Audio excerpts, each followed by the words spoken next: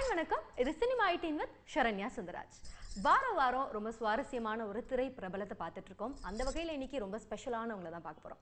இவங்களை பற்றி நான் சொல்லணும் அப்படின்னா, இவங்களை ஒரு திரை பிரபலம் அப்படின்னு நான் ஒரே வார்த்தையில் அடக்க விரும்பல. இவங்களை ஒரு கவிஞர்னு சொல்லலாம், ஒரு பெண் கவிஞர் அப்படின்னு முக்கியமாக சொல்லணும். அது மட்டும் இல்லை, இலக்கியவாதி அப்படின்னு சொல்லலாம். திசைகளை பருகியவள் அப்படின்னு சொன்னால் உங்களுக்கு நிச்சயமாக தெரிஞ்சிடும். ரொம்ப பெரிய ஆளுமை.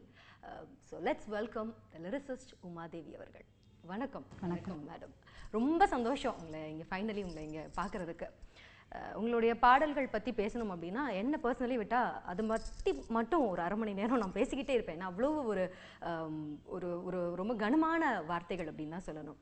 நிச்சயமாக உங்களுடைய இப்போது நான் உன்னை காணும் வரையில் தாபத நிலை, இதை வந்து எல்லாருமே தமிழ்நாட்டையே வந்து நிறைய வார்த்தைகள் இங்கே உபயோகப்படுத்துகிற வார்த்தைகள் வந்து கடகடன் தமிழ்நாட்டையே கொஞ்சம் வந்து திருப்பி நம்மளுடைய தமிழ் அகராதி எல்லாம் பார்க்க வச்ச பெருமை, சமீபத்திய பெருமை உங்களை தான் சாரும்.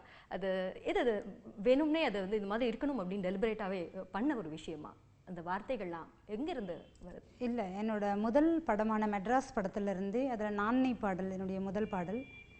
அந்த பயணத்தில் இருந்து இப்போது ஆடியோ லான்ச் ஆகிருக்கிற மகளிர் மட்டும் படத்தில் வரக்கூடிய அடி வாடி திமிரா வரைக்கும் இருக்கக்கூடிய பாடல்களில் இந்த பாடல் உமாதேவியோடது அப்படின்னு அடையாளம் காட்டக்கூடிய அளவிற்கு ஒரு பாடல் இருக்குது, அல்லது பாடல் வரிகள் இருக்குது. அந்த பாடல் வரிகளுக்குள்ள வார்த்தைகள் இருக்குது அப்படின்னா அது வந்து இயக்குனர், இசையமைப்பாளர், பாடலாசிரியர் இவங்களுடைய ஒரு ஒருமைப்பாடில் வந்து வரக்கூடிய கவிதைகள் தான் அது. இதில் என்ன அப்படின்னா, வேறு வழியே இல்லாமல் ஏற்கனவே இலக்கியம் எனக்கு பரிச்சயமாக இருக்கிறதுனால, குறிப்பாக சங்க இலக்கியங்கள், காப்பியங்கள், நீதி இலக்கியங்கள், இது எல்லாமே வந்து எனக்கு பரிச்சயமாக இருக்கிறதுனால நான் அதுக்குள்ளேருந்து எனக்கு ஈஸியாக வந்துடுது. இது வலிஞ்சினா என்னுடைய ஒரு வரியும் ஒரு வார்த்தையும் வலிந்து கொண்டு வரப்பட்டதே கிடையாது. ஸோ உங்களை பற்றி பேசணும் அப்படின்னா, ஒரு சாதாரணமாக ஒரு வந்தவாசியை தாண்டிய ஒரு அத்திப்பாக்கம் அப்படின்ற ஒரு சின்ன இடத்துல இருந்து இன்னைக்கு அகிலமே கேட்கக்கூடிய, உலகத்தில் இருக்க எல்லா தமிழர்களுமே கேட்கக்கூடிய ஒரு பாடல்களை கொடுத்துட்ருக்கீங்க. அது மட்டும் இல்லை, தமிழில் PhD முடித்தவங்க, ஒரு பேராசிரியர் நீங்கள். ஸோ ஒரு பேராசிரியர் தமிழில் இருக்க இந்த பின்புலம் உங்களுக்கு பாடலாசிரியராக எந்த அளவுக்கு உதவுது? எனக்கு வந்து இலக்கிய ஆளுமைகளை எனக்கு பரிச்சயமாகுச்சு, எனக்கு இன்னும் அனுபவங்களே அதிகமாகுச்சு. அந்த விஷயங்கள் வந்து எனக்கு பாடல் எழுதும்போது அதையெல்லாம் வந்து இதுக்குள்ளே கொண்டு வரணும் அப்படின்ற ஒரு ஆதங்கம் வந்து இருக்குது. என்ன அப்படின்னா, நான் ஒரு இலக்கியவாதியாகவும் ஒரு படைப்பாளியாகவும் நான் கவிதைகளை படித்தப்போ அல்லது காப்பியங்களை படித்தப்போ என்னுடைய மாணவர்களுக்கு நான் அதை கற்றுக் கொடுக்கும்போது கூட இந்த மாதிரி வந்து ஒரு குறுகிய வட்டத்துக்குள்ளே இருக்கக்கூடிய இலக்கியங்களை உலகமயமாக்கணும் அப்படின்றதான். குறிப்பாக தமிழ் இலக்கியங்களில் இருக்கக்கூடிய ஆளுமைகளை, குறிப்பாக பெண் ஆளுமைகள், இவர்களை கொண்டு போய் இன்றைய தலைமுறைகளுக்கு வந்து நம்ம அடையாளம் காட்டினாலே போதும். சரி, உங்களுடைய பாடல்களில் நீங்கள் எழுதிய சில வரிகள், அந்த நான் நீ நாமாகவே, அதில் வந்து ரொம்ப கேஷுவலான ஒரு பாடலாக ஆரம்பிக்கும், ரொம்ப சிம்பிளான ஒரு வார்த்தைகளாக தொடங்கியிருப்பீங்க. நான் நீ நாமாகவே, உறவே நீ நாம், நாம் தோன்றினோம். ஆமாம், அது என்ன அப்படின்னா, அந்த டியூன் தான் அந்த வார்த்தையை போட வச்சுது. ரஞ்சித் சார் என்னை திடீர்னு கூப்பிட்டு, ஒரு பாடல் இருக்குது, படம் பண்ணுறோம், அடுத்த படம் பண்ணுறோம், பாடல் இருக்குது, நீங்கள் பண்ணால் நல்லாயிருக்கும் அது அப்படின்னு சொன்னப்போ எனக்கு கொஞ்சம் தயக்கமாகவே இருந்தது. ஏன்னா ஒரு கவிதைக்காரியாக மட்டும்தான் நான் என்னை வந்து உருவாக்கி வச்சுருந்தேன், அல்லது கவிதைகள், இலக்கியங்கள் வந்து எனக்கு ஆதர்சனமாக என்னோடய பக்கபலமாக வந்து எனக்கு இருந்துகிட்டே இருக்குது அப்படின்றது. சினிமா அப்படின்றத வந்து போகிற போக்கில் நான் பார்த்துருக்கிறேனே தவிர, அல்லது அதை பற்றி விமர்சனங்களை படிச்சிருக்கிறேனே தவிர, சினிமான்றதுக்குள்ளே நான் போயிட்டு பயணப்படுவேன் அப்படின்றத நான் யோசித்து கூட பார்க்கல. இந்த முயற்சி பண்ணுறது இருக்குல்ல, ஒரு சினிமா அப்படின்னா சினிமாவுக்குள்ளே இவ்வளோ மெனக்கடணும் போல், சினிமாவுக்குள்ளே போகிறது அப்படின்றத கூட எதுக்காக மெனக்கடணும் அப்படின்றது தான். ஒரு விஷயம் வந்து நம்மளுடைய உழைப்பும் திறமையுமே நம்மளை கொண்டு போய் அந்த இடத்துல சேர்க்குன்றதுல வந்து எனக்கு மிகப்பெரிய நம்பிக்கை வந்து இருக்குது. அப்படி பார்த்தா உங்களுடைய வார்த்தைகளில் உங்களை பற்றி பேசணும் அப்படின்னா, கவிதைக்காரி அப்படின்னு ரொம்ப அழகான ஒரு வார்த்தை எங்களுக்கு கொடுத்துருக்கீங்க. ஸோ ஒரு கவிதைக்காரியின் சினிமா பயணம் எப்படி இருக்குது, எப்படி அமைஞ்சிருக்கு உங்களுக்கு?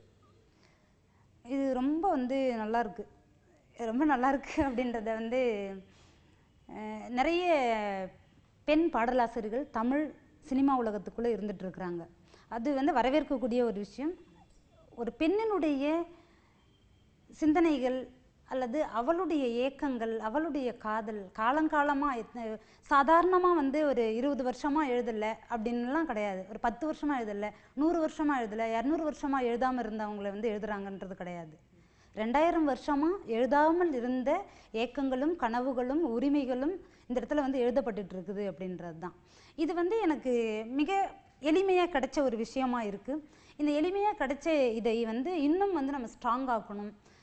நம்ம என்ன சொல்ல வரோம், நம்மளுடைய அரசியல் என்ன, நம்மளுடைய கொள்கை. ஒரு பெண் சொன்னால் இது எப்படி இருக்கும், பெண்ணோட உடலை பற்றி பெண் சொன்னால் எப்படி இருக்கணும், அல்லது பெண்ணுடைய விடுதலையை பற்றி பெண் சொன்னால் எப்படி இருக்கணுமோ அதை வந்து சொல்கிறதுக்கான ஒரு இடமா, ஒரு களமாக வந்து இதை நான் பார்க்குறேன்.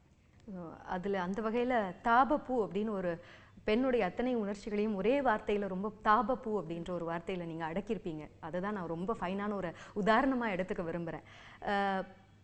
பொதுவாக சினிமாவில் நீங்கள் எழுதும்போது உங்களை நீங்கள் என்னவா பார்க்குறீங்க? அங்கே ஒரு கொள்கைவாதி வெளிப்படுவார்களா, இல்லை ஒரு சினிமாவில் பாட்டு எழுதக்கூடிய ஒரு பெண் வெளிப்படுவாங்களா, கவிஞரா? இல்லை, பொதுவாகவே வந்துட்டு டியூன் ஃபஸ்ட்டு வந்து கொடுப்பாங்க. அந்த டியூனை வந்து கேட்குறதுக்கு முன்னாடி அவங்க சுச்சுவேஷன் சொல்லிவிடுவாங்க. அந்த சுச்சுவேஷனும் டியூனும் மட்டுமே நம்ம தரமாக கூட நான் எடுத்துக்கலாம். முதல் தரமாக வந்து நான் யோசிக்கிறது என்ன அப்படின்னா அந்த டியூனுக்கும் அந்த சுச்சுவேஷனுக்குமான விஷயங்கள் மட்டும்தான். அது வந்து ஒரு ஃபார்முக்கு வந்துட்டுருக்கோம். அதுக்கு அடுத்த ஸ்டெப்பாக தான் நான் என்ன சொல்லணும் அப்படின்றத நான் சொல்லுவேன். அதுக்கு அடுத்த ஸ்டெப்பாக அதை இன்னும் நான் செறிவுபடுத்தணும்னு நினைக்கிறேன். இப்படி ஒரு கவிதை அப்படின்னு சொல்கிறது, ஒரு பாடல் வேறு கவிதை வேறு அப்படின்னு சொல்கிற ஒரு போக்கு கூட இப்போ இருந்துகிட்ருக்கு. ஆனால் என்னால் வந்து அதை அப்படி பார்க்க முடியாது. ஒரு பாடலாசிரியருக்கான சுதந்திரம் வந்து இந்த இடத்துல இருக்கக்கூடிய படைப்பாளிகள் கொடுக்கப்படுது, அல்லது இயக்குனர்களால் கொடுக்கப்படுது. ஏன்னா இயக்குனரும் ஒரு படைப்பாளியாக இருக்கிறதுனால, ஒரு படைப்பாளி இன்னொரு படைப்பாளிக்கு தான் எதை விரும்புகிறாரோ அல்லது தன்னுடைய படைப்பில் எது கிடைக்கணும்னு நினைக்கிறாங்களோ அதை அடுத்த படைப்பாளிக்கும் கொடுப்பது தான் படைப்பாளியினுடைய நேர்மையே. அந்த நேர்மை வந்து ரொம்ப அற்புதமாக இன்னைக்கு தமிழ் சினிமா உலகத்தில் வந்து இருந்துகிட்ருக்கு. என்னதான் அது திறமையாக இருந்தாலும், என்னதாவது நல்ல விதையாக இருந்தாலும், அதற்கான ஒரு நல்ல மண் இருந்தால் தான் அது நல்ல விருட்சமாக வரும். அந்த வகையில் வந்து உங்களுடைய டிரெக்டர்ஸ்க்கு, உங்களோட ஒர்க் பண்ண இயக்குநர்களுக்கு தான் நம்ம வந்து ஒரு பெரிய தேங்க்ஸ் சொல்லிக்கணும். இவ்வளோ அழகான ஒரு பாடல்களை, இவ்வளோ அழகான ஒரு தமிழ் வார்த்தைகளை எங்களுக்கு மறுபடியும் வந்து ஒரு ரீஇன்ட்ரடியூஸ் பண்ணதுக்கு அப்படின்னு சொல்லணும். சினிமாவில் அப்படின்றத தாண்டி உங்களுடைய கொள்கைகள் பற்றியெல்லாம் பேசிகிட்டு இருந்தோம், உங்களுடைய நம்பிக்கைகள் பற்றியெல்லாம் பேசிகிட்டு இருந்தோம். அந்த வகையில் ஒரு பெண்ணாக இங்கே வேலை செய்கிறது எப்படி இருக்குது? ஏன்னா உங்களுக்கு முன்னாடி அத்தனை பெண் கவிஞர்களை தமிழ் சினிமா பார்க்கல அப்படின்னு தான் சொல்லணும். ரொம்ப வருடங்களுக்கு முன்னாடி குங்கும பொட்டின் மங்களம் அப்படின்னு ஆரம்பிச்சது. அதுக்கப்புறமா ஒரு பெரிய கேப் இருந்ததை தாமரை அவர்கள் ரொம்ப ஒரு பெரிய ஃபில் பண்ணியிருந்தாங்க. அவங்களுக்கு அப்புறமா இருக்க ஒரு சமகால ஒரு பெண் கவிஞராக நீங்கள் வந்திருக்கீங்க. ஸோ அவர்கள் நிரப்பிய இடத்தை எப்படி பார்க்குறீங்க? அந்த 2000, அதாவது 2000 அவங்க நிரப்பிய இடம் எப்படி பார்க்குறீங்க? அதுக்கப்புறமா நீங்கள் வந்திருக்கும் இந்த காலகட்டம் எப்படி பார்க்குறீங்க? இல்லை, அது மிகப்பெரிய ஒரு விஷயம் இது. ஏன்னா ரோஸ்னா பேகம் மேடம் தான் முதல்ல குங்குமப்பொட்டியின் மங்களம் பாடலை வந்து தொடங்கி வச்சு அதற்கான சர்ச்சைகளையும் நிறைய சந்திச்சு. ஆமாம், ஏன்னா சர்ச்சை வர்றது வந்து சாதாரண விஷயம்தான். அதை தாண்டி வந்து தாமரை மேடம் வந்து இந்த ஒரு படைப்பாளியாக ஒரு பெண் வந்து உருவாகிறது சினிமாவில் சாதாரண விஷயம் கிடையாது. ஆனால் அதை சாதாரணமாக்கிய முதல் ஒரு கவிஞர் யாருன்னா தாமரை மேடம் தான். ஸோ அவங்களுக்கு அப்புறம் இன்னும் வந்து தக்க வச்சுட்டு இருக்கிறாங்கிறது மிக முக்கியமானது. ஒரு பெண்ணாக வந்து திரும்ப போயிடாமல் அந்த இடத்தை வந்து இட்டு நிரப்பி அதையே தக்க வச்சுக்கிறது இருக்குல்ல, சினிமாவை பொறுத்த வரைக்கும் அது மிகப்பெரிய ஒரு விஷயம். அது வந்து அவங்க அப்படி இருக்கிறதுனால பின்னாடி வரவங்க எல்லாருக்குமே ஒரு சந்தோஷம் வந்து கிடைக்குது. நமக்கு வந்து அந்த இப்படி இருக்கலாம் அப்படின்ற ஒரு நம்பிக்கை வந்து கூடுதலாகுது. அதை வந்து அவங்க கொடுத்துருக்குறாங்க. அவங்களுக்கு வந்து தேங்க் பண்ணணும். ஒரு ரோஸ்னா பேகம் மேடம் உருவாக்கிய அந்த இடத்தை அவங்க வந்து தொடங்கி வச்சாங்க. இவங்க வந்து அதை வளர்த்து எடுத்துருக்குறாங்க தாமரை மேடம் வந்ததுக்கு அப்புறம் பிறகு வந்த பாடலாசிரியர்கள், குறிப்பாக பெண் பாடலாசிரியர்கள் எல்லாருக்குமே மிகப்பெரிய ஒரு நம்பிக்கை வந்து கிடச்சிருக்கு. ஸோ அது வந்து தொடர்ந்து உமாதேவிக்கும் அவங்கள தொடர்ந்து வந்திருக்கக்கூடிய பெண் பாடலாசிரியர்கள் நிறைய பேர் வந்து இருந்துகிட்ருக்குறாங்க. தென்மொழிதாசெலாம் பார்த்திங்கன்னா 100 பாடல்களுக்கு மேலே வந்து எழுதியிருக்கிறாங்க. இப்போ இவங்க எல்லாருமே வந்து தொடர்ந்து சினிமா துறையில் வந்து இயங்குறதுக்கான காரணம் இயக்குனர்களும் இசையமைப்பாளர்களும். நம்மளை வந்து நம்மளுடைய பாடல் கொடுக்கக்கூடிய அந்த ஆழம் தான், நம்ம பாடல் கொடுக்கக்கூடிய அழகியல் தான் தொடர்ந்து வந்து நம்மளை வந்து இந்த இடத்துல தக்க வச்சுட்டு இருக்குது அப்படின்னு சொல்லி நினைக்கிறேன் நான். இதில் எனக்கு வந்து பார்த்தீங்கன்னா, நீங்கள் மெட்ராஸ் திரைப்படத்தில் வந்து நான்மை பாடல், அதில் அந்த வேறு வார்த்தையே போட முடியாது அந்த இடத்துல. அதுக்கு அடுத்து வந்த மாயா படத்தில் வந்த நானே வருவேன் அப்படின்னு தொடங்கக்கூடிய அந்த பாடல் ஸ்வேதா மோகன் வந்து பண்ணியிருப்பாங்க. அதுக்கு அடுத்து ஆத்தியன் அப்படின்னு ஒரு படம் வந்தது. ஆத்தியன் படத்தில் 2 பாடல்கள் பண்ணியிருந்தேன். அதில் கடல் தாண்டி வீசும் காற்று பகையாகி வீசுது இங்கே அப்படின்னு சொல்லி வரும். அதில் இருக்கக்கூடிய அந்த படம் வந்து தெரியாமல் போகலாம், ஆனால் அந்த படத்தில் வந்திருக்கக்கூடிய என்னுடைய பாடலில் எல்லா பாடல்களுக்கும் ஒரு அடையாளம் இருக்குது. இது உமாதேவியினுடைய பாடல் அப்படின்ற மாதிரியான ஒரு அடையாளம் வந்து அந்த பாடலுக்குள்ளவுமே இருக்குது.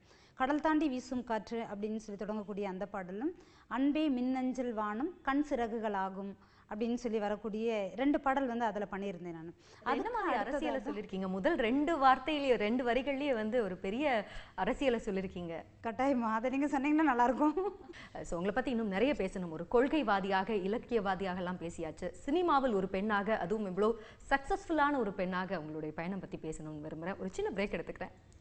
ஸோ உமாதேவி மேடம் அப்படின்னு சொல்கிறத விட உமாதேவி அக்கா அப்படின்னு தான் சொல்கிறதுக்கு ஆசைப்படுறேன். அவ்வளோ விஷயங்கள், அவ்வளோ இன்ஸ்பிரேஷனான விஷயங்கள்லாம் பார்த்துட்ருக்கோம்.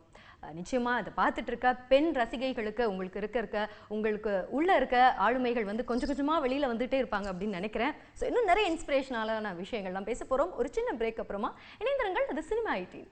Welcome back. இது சினிமா 18. இந்த வாரம் கவிஞர் உமாதேவி ஸ்பெஷல். தொடர்ந்து பேசலாம். உங்களுடைய கொள்கைகள், நீங்கள் பேசும் அரசியல், அது எல்லாத்தையுமே பாடல்களில் அந்த பாடல்களின் அழகு கெடாமல் எடுத்துகிட்டு வர்றதுக்கு எந்த அளவுக்கு இயக்குனர்கள் உங்களுக்கு துணை புரியுறாங்க அப்படின்றத பற்றி சொல்லுங்கள்.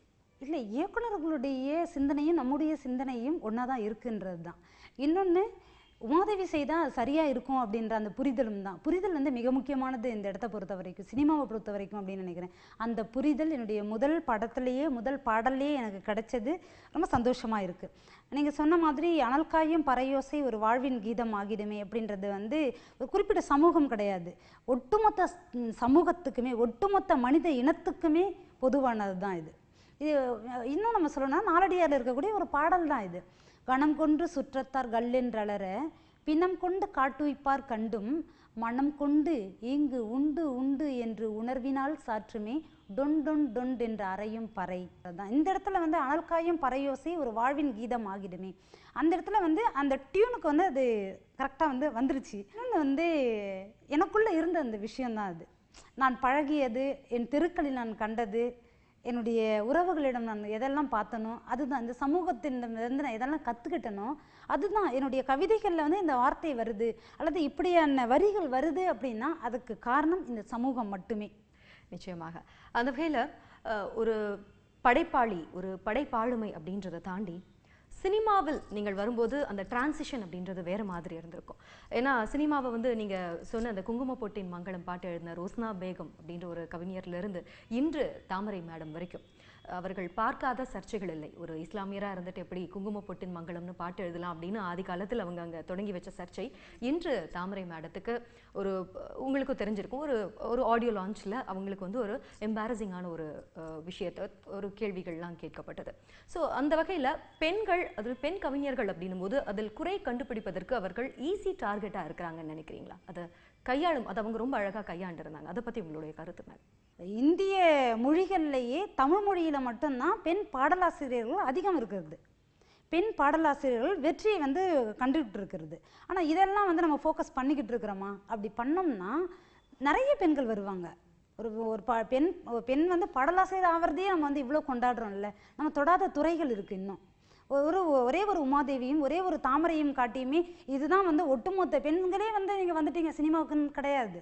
இது எல்லாமே என்ன அப்படின்னா இதை காட்டி இன்னொன்று பிரம்மாண்டமான ஒன்றை வந்து இல்லாமல் ஆக்குவது. அப்போது ஊடகம் பெண்களுக்கான வெளியை சரியாக கொடுக்கல, பெண்கள் மேலும் போதுமான வெளிச்சம் காட்டலை அப்படின்னு நினைக்கிறீங்களா?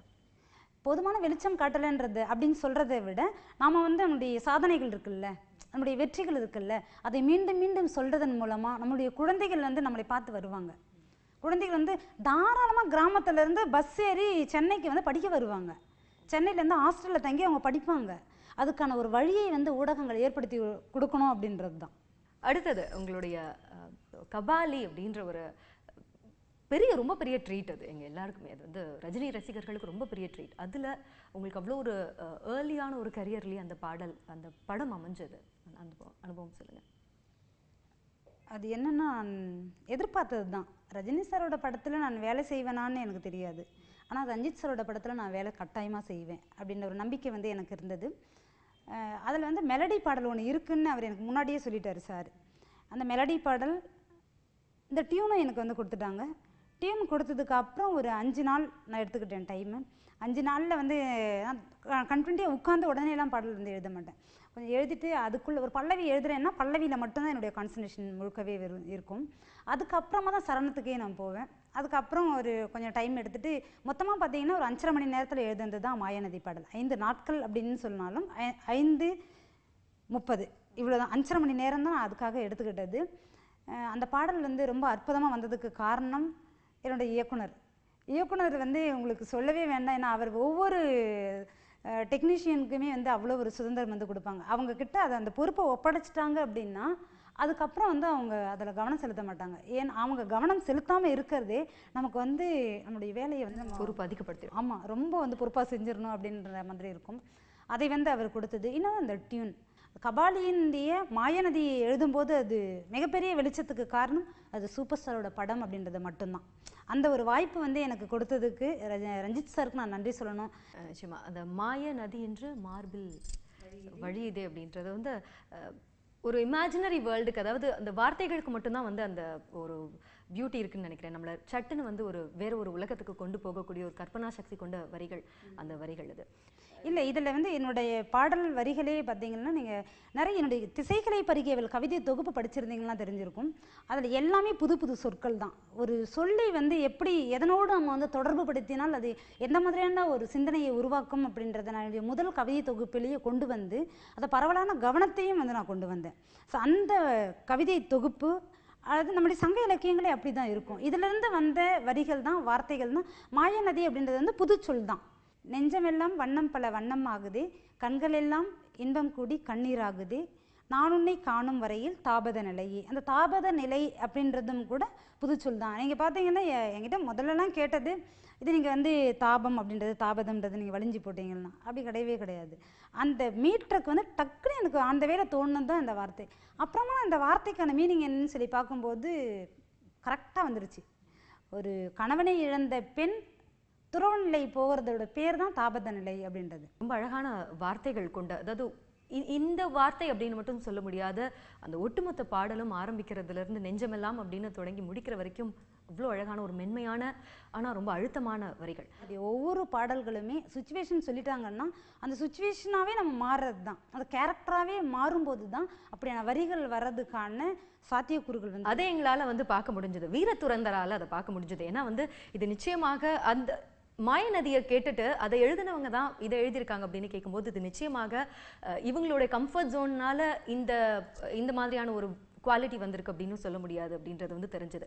ஏன்னா இதில் ஒரு பெண், அதனால அழகான வரிகள், மாயநதி ஒரு ரொமான்டிக் சாங் வந்துருச்சு அப்படின்னு சொல்லுவாங்க. அது உடைத்து எறிகிற மாதிரி, அதை தகர்த்தெறிகிற மாதிரியான ஒரு வலிமை கொண்ட பாடல் அது. வீரத்துறந்தரா எமை ஆளும் நிரந்தரா அப்படின்னு. அது எப்படி அமைஞ்சது? ஒரு பாடல் மட்டும்தான் இந்த படத்தில் நான் பண்ணுறேன் அப்படின்றது தான் இறுதி வரை என்னுடைய எண்ணமாகவே இருந்தது. ஆனால் திடீர்னு ஒரு நாள் வந்து ஃபோன் பண்ணி, ரஞ்சித் சார் இன்னொரு பாடல் இருக்குது, நாளைக்கு ஆஃபீஸ் வந்துடுங்க, வரும்போது சும்மா நம்ம சங்க இலக்கியம் இருக்குல்ல, புறநானூறு, கலிங்கத்து பரணி, இந்த மாதிரி டியூன் அந்த டோனில் இருந்தால் எப்படி இருக்கும், கொஞ்சம் யோசிச்சு வரீங்களா அப்படின்னாரு. இவ்வளோ தான் அவர் சொன்னது. வரும்போது 50 வரிகளோடு நான் வந்தேன். டியூன் எதுவுமே எனக்கு தெரியாது. ஆனால் கிட்டத்தட்ட 50 வரிகள்ன்றது தான் அந்த வேலை எழுதிட்டே வந்தது தான். இதில் வந்து எனக்கு வந்து பிடிச்ச வரிகள் அப்படின்னு 30 வரிகள் வந்து எடுத்து வச்சுட்டேன். மற்ற வரிகள் எல்லாமே எழுதி கொண்டு வந்தது தான். அங்கே வந்ததுமே அவர் சந்தோஷ் சாரும் வந்துட்டாங்க. நான் போன ஒரு 1/2 hourல அவங்க வந்தாங்க. வந்துட்டு அப்படியே பாட ஆரம்பிச்சிட்டாங்க. பாடினதுமே நம்ம வந்து ரெக்கார்டிங் போயிடலாமா அப்படின்னாங்க. எனக்கு வந்து ரெக்கார்டிங் சொன்னதும், ஏன்னா என்னோடய பாட்டை வந்து நான் ஒரு வாட்டியில் 2 வாட்டியில் திரும்ப நான் வாசிக்கணும்.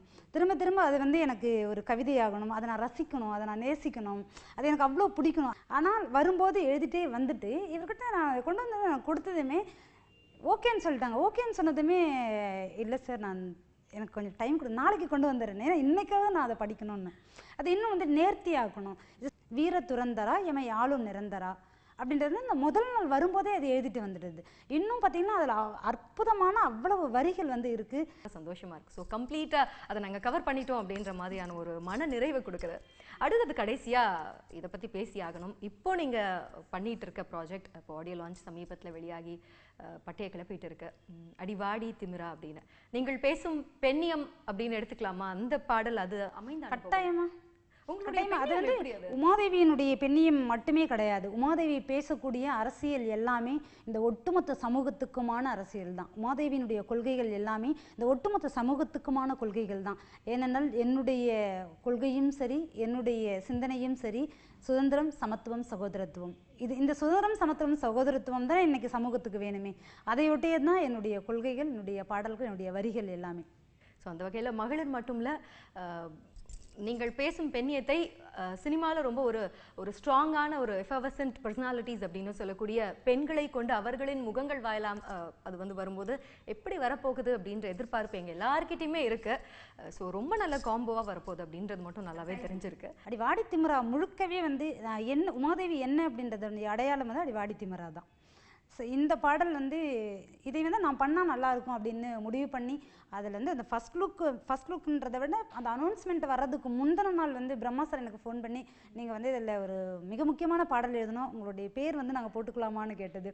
ஸோ ஒரு குவிக் கேள்வி, எல்லாத்தையுமே அதாவது வீர துறந்தரா மாதிரியான ஒரு போர், ஒரு வீரத்தை எடுத்துட்டு நம்ம எல்லாருக்கிட்டையும் பொதிஞ்சிருக்க வீரத்தை எடுத்துட்டு வரா மாதிரியான ஒரு பாடல் எழுதியிருக்கீங்க. ஒரு மெல்லிய நுண்ணிய உணர்வுகளை காதலாக சொல்லக்கூடிய பாட்டு எழுதியிருக்கீங்க. உங்ககிட்ட குத்து சாங் எழுதணும் அப்படின்னு சொன்னா உங்களுடைய ரியாக்ஷன் என்னவாக இருக்கும்? இல்லை, நான் அதை எழுதியிருக்கிறேனே. தமன் சாரோட மியூசிக்கில் அசோக் மேத்தா அப்படின்றவரோட டைரக்ஷனில் வந்து நான் ஒரு பாடல் வந்து பண்ணி கொடுத்துட்டேன். கிரிக்கெட்டில் தான் வந்து ஆல்ரவுண்டர் அப்படின்னு சொல்லுவாங்க. அந்த மாதிரியான ஒரு ஆல்ரவுண்டர் கிட்ட பேசிகிட்டு இருக்கேன் அப்படின்னு தான் தெரியுது. எது கொடுத்தாலும் 6 தான் அடிப்பேன் அப்படின்ற மாதிரி ஒரு ஆளுமை நீங்கள். உங்களை இன்னைக்கு வந்து பார்த்தது ரொம்ப சந்தோஷம். ரொம்ப நிறைய விஷயங்கள் பேசியிருக்கீங்க. இதே மாதிரி இன்னும் நிறைய அழகான வார்த்தைகளை எங்களுக்கு மறுபடியும் பழைய இடங்கள்ல இருந்து எங்களுக்கு வந்து திரும்ப இதெல்லாம் எங்களுக்கு சொல்லிக் கொடுக்கணும். எங்களை வந்து இன்னும் நிறைய தமிழ் வார்த்தைகளை வந்து அதற்கான அர்த்தத்தை வந்து தேடுறதுக்கான எஃபர்ட்டை நீங்கள் தான் உங்கள் பாடல்கள் மூலமாக கொடுக்கணும் அப்படின்ற எதிர்பார்ப்பு உங்ககிட்ட சொல்லிட்டு வந்ததுக்கு ரொம்ப நன்றி சொல்லிட்டு இதை முடிச்சுக்கலாம். தேங்க்யூ ஸோ மச் அண்ட் வாழ்த்துக்கள். ஸோ இன்னைக்கு கவிஞர் உமாதேவி அவர்கள் நிறைய விஷயங்கள் பார்த்தோம். அவர்கள் வெறும் ஒரு சினிமா அப்படின்றத தாண்டி அவர் ஒரு ஆளுமையாக அவர் பேசும் அரசியல், இலக்கியம், கவிதை, பெண்ணியம் நிறைய விஷயங்களை பார்த்துருப்பீங்க. ரொம்ப பிடிச்சிருக்கும். இதே மாதிரி இன்னும் ஒரு இன்ட்ரெஸ்டிங்கான ஒரு சுவாரஸ்யமான திரைப்பிரபலம் கூட அடுத்த வாரம் இதே மாதிரி பார்க்கலாம். அதுவரை தொடர்ந்து இணைந்திருங்கள். இது News 18 தமிழ்நாடு.